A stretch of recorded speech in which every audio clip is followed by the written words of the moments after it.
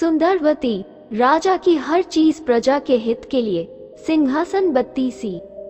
15वीं पुतली सुंदरवती की कथा इस प्रकार है। राजा विक्रमादित्य के शासन काल में उज्जैन राज्य की समृद्धि आकाश छूने लगी थी।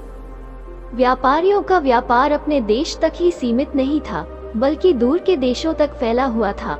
उन दिनों एक सेठ हुआ जिसका नाम पन्नालाल था। वो बड़ा ही दयालु तथा परोपकारी था।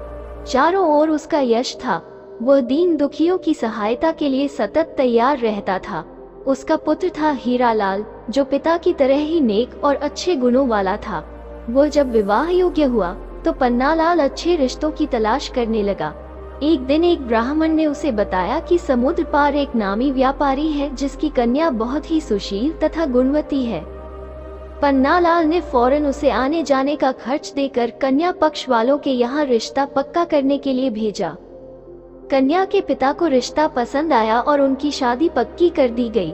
विवाह का दिन जब समीप आया तो मूसलाधार बारिश होने लगी। नदी नाले जल से भर गए और द्वीप तक पहुँचने का मार्ग अवरुद्ध हो गया। बहुत लंबा एक मार्ग था, मगर उससे विवाह की तिथि तक पहुँचना असंभव था। सेठ पन्नालाल के लिए ये बिल्कुल अप्रत्याशित हुआ। इस स्थिति के लिए वह तैयार नहीं था, इसलिए बेचैन हो गया।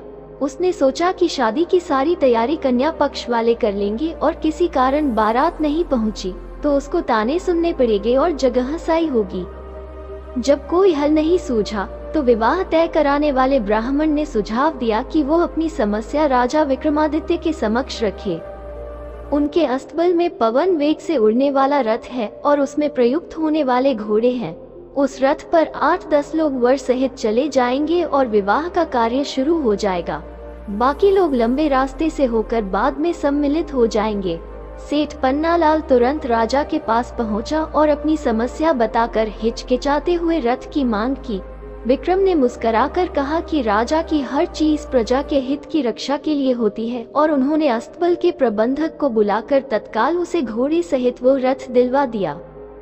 प्रसन्नता के मारे पन्नालाल को नहीं सूझा कि विक्रम को कैसे धन्यवाद दे।